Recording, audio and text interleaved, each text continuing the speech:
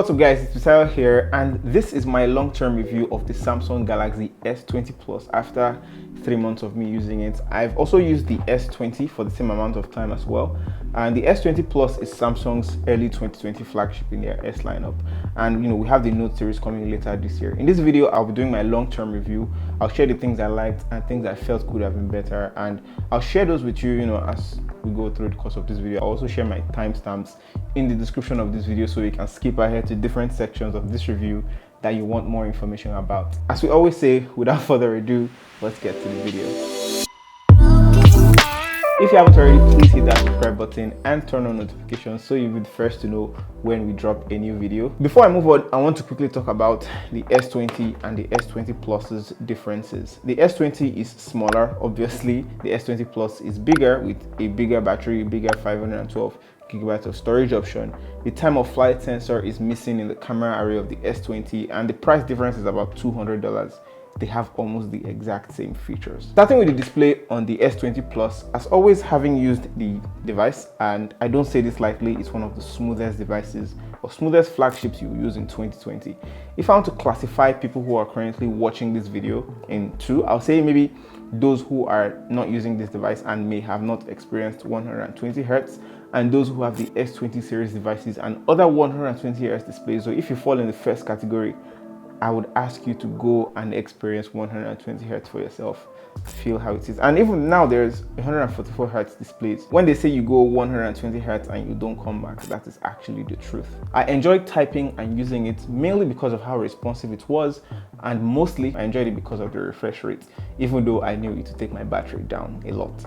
Everything just felt super smooth, to use. Watching movies, watching Netflix, YouTube, streaming on this was actually very cool. Of course, coupled with HDR10 Plus, definitely recommended. As far as technicalities and the specifications, the display on here is protected by a Gorilla Glass 6 panel, and it's the same at the back. 6.7 inches on here with the S20 Plus, high pixel per inch. You have a 720p option, and I know it will save you a lot of battery, but you have a flagship here, and I'm sure you will not be using 720p resolution on here, although that has the highest screen refresh rate of 120 Hz. The one most people use or kept using was the FHD Plus at 2400 by 1080. This is the mode that you should mostly use 120 Hz in. There is also a higher mode with WQHD Plus. It's 1440p super high resolution. And as you know, you can't use 120 Hz in that mode. This would crystal clear drain your batteries, and Samsung doesn't even give you that option out of the box. In addition, you've also got dark mode, the blue light filter, and edge lighting. If you've seen my review on the Galaxy A51, which I highly recommend you watch, it's a very recommended mid-range device. It has a lot of similar features except the screen resolution and some other things, of course. Also, because I turned off accidental touches on here, I did notice lesser functionality of palm rejection. It made my experience not so enjoyable because the bezels here are too thin. And I feel like technology has become so good, or slick, quote unquote, where the thin bezels are very nice, and it's sort of a trade-off with having bezels where you can just use your hands to hold a certain part of the phone. I have to hold the phone in a very special way to use the phone. So yeah, good and bad. Another thing to note is that this phone rocks on a flat surface. It shakes when you press it. It's just something I thought you should know because the camera protrudes. Although this device is protected by Gorilla Glass 6, I think all through my usage I've had it drop about 3 times, but on wooden floors and rugs, never ever going to drop my phone on tiles because that would be a disaster. I never used the case on this phone all throughout my usage, and it still looked pristine. It's of course IP68 dust and water resistant up to 1.5 meters for 30 minutes. It can wirelessly charge another device like your Galaxy Buds or even your iPhone, but that would be slow. And it's not too heavy in the hand, although it's not a removable battery. I like how the curve is present on the right side of the volume rockers and the power button. Do note that there is no headphone jack on this guy. You get the Galaxy Buds Plus if you pre-order out of the box, and of course it's got a USB-C port. While with regards to the SIM slot, it has a dual SIM with an SD card slot, and I think you can expand it up to 512 gigabytes of external storage as well. In terms of how this device's sound quality goes, I did enjoy playing music out loud on here, and here's just a sample of my not so comprehensive test. So this is the sound quality test of the Samsung Galaxy S20 Plus. I'm holding the phone in the same position I would when I'm making a phone call. Do let me know what you think about this sound quality in the comment section below.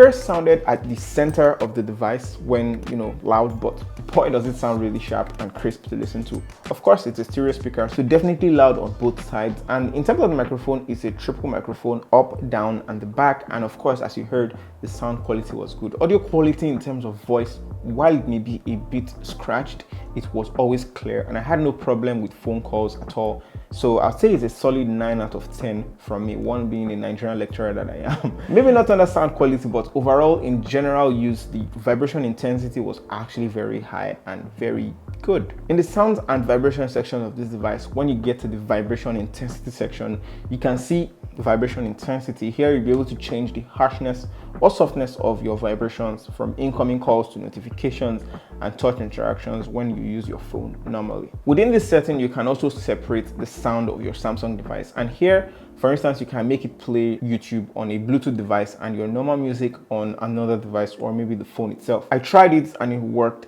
seamlessly. It worked really well, and I could switch audio. I'm using the global version of the S20 Plus, which comes with an Exynos processor, the Exynos 990. For the Snapdragon variant, it comes with Snapdragon 865. You get that if you buy it from Amazon or the US or some select locations. I'll have those linked in the description below. There's also this thing about 5G. This version isn't 5G, and even in the wildest chance that this is, there's no way I'll be able to test that because there's no 5G router anywhere in Nigeria to test. Samsung didn't release everything with the same processor or 5G capabilities, so it's definitely a more affordable variant with some compromises. My model has 128 gigs of storage and 8 gigs of RAM, definitely on the lesser side, but you can go as high as 12 gigs of RAM and even 512 gigs of storage. You probably won't get any lags while using this device. My performance was also definitely on par throughout my usage. I had nothing to complain about. Software on here is of course Android 10, and it's brought to light with all the features on one UI, which I didn't feel the need to change during my day-to-day use. In terms of gaming though, this was fast, and 120 Hz was just a delight. I barely had any quality issues. It flew through a lot of games I played. However, it does get warm to the touch when gaming sometimes, but not so crazy unless you're gaming and you use your hotspot, which I kind of have a bad habit of using at this point. I wouldn't recommend you do that. A 30-minute Call of Duty session with sound and all went from 72% to 59%. And when I totaled 1 hour, I dropped down to 46%. Also keep in mind that my gaming during this period was in the 120 Hz mode. So on the positive side, the gaming was smooth. But on the negative side, the battery life was significantly impacted. Still on the matter of battery life, Samsung by default puts unused apps to sleep if they haven't been used for a while. And this can be a good thing and a bad thing. It's good because you're saving your device's battery, of course, and they put it there for a reason, and it may not be as good because you won't get notifications from that app. You can simply disable this feature, but keep in mind that you're sort of on your own here. Or you can enable it and do it singularly. What do I mean by this? For instance, you can go to the multitasking menu and select and hold on one of the apps, say YouTube or Google Chrome. When you click on that, simply select the keep open for quick launching, and voila, you're good to go. It shows you this padlock sign, and keep in mind that you can only do this for one app. My charging speed for the S20 Plus was quite fast. Keep in mind that both the S20 Plus and the S20 support fast charging up to 25 watts, while the S20 Ultra is up to 45 watts. Well, I used the 25 watt charger to charge it, and my charging speed went from 0 to 45% in 30 minutes, literally to 89%, almost 90% in 1 hour, and it took all of 12 minutes to get to 100%. Again, keep in mind this test was done multiple times, and this was the slowest one I picked out to show you guys. So what do you guys think about the charging speed? Let me know in the comment section below. In terms of biometrics and security too, you've got Face ID or Face Unlock, which was just too fast with good lighting. You can unlock your device very fast. Samsung has the switch on default for faster Face ID recognition turned on, and they even give a warning that it reduces the security. I also did prefer to use the screen fingerprint reader, which I sort of found fast as well, and I found more secure too. There's one camera on the front of the S20 Plus, a 10 megapixel lens. It's worthy of note that last year's S10 had 2 cameras up front, a 10 megapixel similar camera and another 8 megapixel depth sensor. But this one here, it just has one camera, and it's not too bad. I'll share my samples in a bit. The back of the S20 Plus has four cameras: a 12 megapixel wide camera, 64 megapixel telephoto, 12 megapixel ultra wide, 0.3 megapixel time of flight sensor with the LED flash. As far as the camera's video quality, the front camera can take up to 4K at 30 fps and even 60 fps, while the back camera can take 8K at 24 fps, 4K at 60 fps, 1080p in 240 Hz and below, and the kicker, 960 fps at 720p. So this is a big deal in smartphone cameras, although it has been around, in the predecessors. The selfies I took on the S20 Plus were really detailed, even when it's wider. Of course, there's no wide angle lens or dedicated depth lens on the front camera here. It's just one lens and the software is doing the rest for you. But yeah, in general, you will get very sharp selfies from here, no doubt. When I did my regular zoom level test at ultra wide with the 12 megapixel ultra wide lens, this camera was doing really amazing. I found the main lens really sharp, of course, and it held its value in 5x of zoom and even the maximum 30x of zoom. Nothing to complain about at all. Even though it was a bit blurry, it's worth it to note that the S20 Ultra has 100x zoom, which I originally couldn't get my hands on, but from samples, the S20 Ultra is actually insane. When you switch focus to human subjects and not just buildings or plants, the 12 megapixel ultra wide camera again delivers results in its very, very sharp and detailed quality. Although it had the curves or the lens distortions that usually comes with, as you can see from my foot in this image, the normal shots were also cool, but also a little washed out, but not the same when zoomed. Portrait mode also seems to have some characteristics of the normal lens in terms of lower saturation, but the edge blur seems really good and almost perfect. Almost perfect. Coming inside, the shots also retain a lot of color with moderate lighting even when zoomed in, although with really little color shifts that you won't notice unless you're really looking hard into the picture. The macro capabilities on here are really decent. I enjoyed the bokeh effect that it had and how sharp it looked. I thought it was also a very good lens. I could say the same thing for portrait mode indoors on humans too, how it got the edges. I like that you can even go ahead to adjust how intense the blur is on the image in 7 stages. It also has this really nice isolation effect where it makes the background black and white and the subject will still retain their color.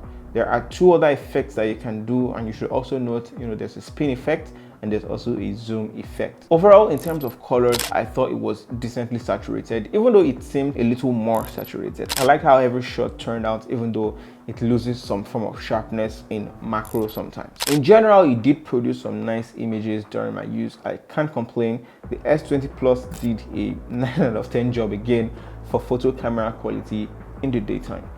At night, the camera did look good too, with a decent amount of sharpness. Images looked really sharp also when there was enough light. With regards to shots taken on the back camera, in terms of color changes and using night mode, there's only going to be slight differences, especially if there's some kind of light, but it's definitely brighter when it's turned on. Also, the selfies had significant differences when night mode was turned on. It definitely increased the saturation, but other than that, it looked usable overall, and dare I say, too sharp or really sharp. This is an 8K footage downscaled to 1080p, sadly, because this video is for reference. No one is really watching this video in 8K. However, I've hosted the 8K video separately for those who are daring enough to watch it in 8K. I've linked it below. YouTube actually supports 8K. This is an unlisted file. Feel free to check the true quality. Anyway, the footage was about 100 MB, exactly 98.7 MB. The downside is that this footage was a little bit choppy, and the upside is that it was just too sharp, and you probably wouldn't even know what you want to do with it. Samsung also lets you grab stills directly from the 8K video, and it was sharp too. I thought it was a very cool feature as well. Shooting in normal 1080p mode was actually not jittery like the 8K, and it had a smoother motion than 8K. It was also sharp.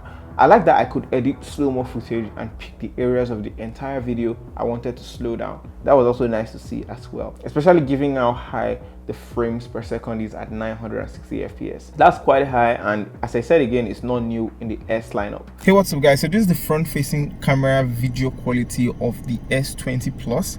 It is a 10 megapixel f2.2 sensor, just like the S20, and I really like the colors. This looks a little bit more saturated than the S20, but let me know what you guys think about the video quality as well as the sound quality in the comments below.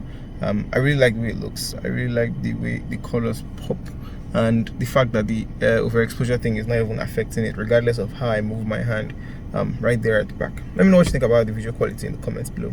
All in all, I did enjoy using this S20 Plus throughout the time I've had it, and it was a very, very premium choice for me to use. I enjoyed typing, I enjoyed gaming, I enjoyed overall usage with very little to nothing to complain about except all I've said in this video.